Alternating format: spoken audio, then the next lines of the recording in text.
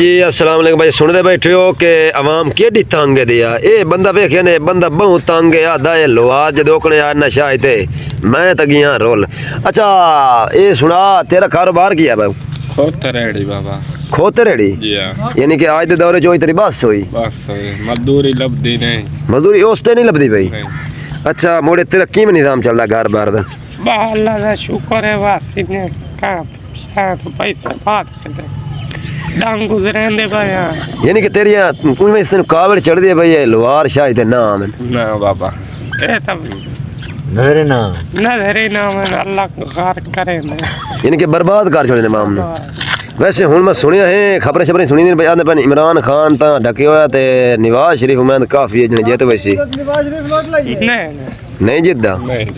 अच्छा अच्छा ये सुना ये हुन मुड़ वोट होंदे पैन सुना वोट कहीं दे उखला इमरान खान पक्का पक्का इंशाल्लाह। यानी कि नियत तेरी या इमरान खान जीत वने इंशाल्लाह देवना ही हुसैन जो अगर इमरान खान जीत गए तो कार तो मोड़ी कोई नहीं सकना पाकिस्तान वास्ते बड़ा करे यार इन्हें बंदे आते हैं अवाम थोड़ी जी नहीं ढेर सारी अवाम आती इन्हें भाई जो दोकना इमरान खान पिछले साल यानी कि शायद थे आई ना जी हां इन्हें वो मसले तो यानी कि आया शायद तो कोरोना आ गए कोरोना की वजह से बड़ी बीमारियां छा गई निजाम आउट हो गया यानी कि अवाम मोड़ी भूख तो मार गई।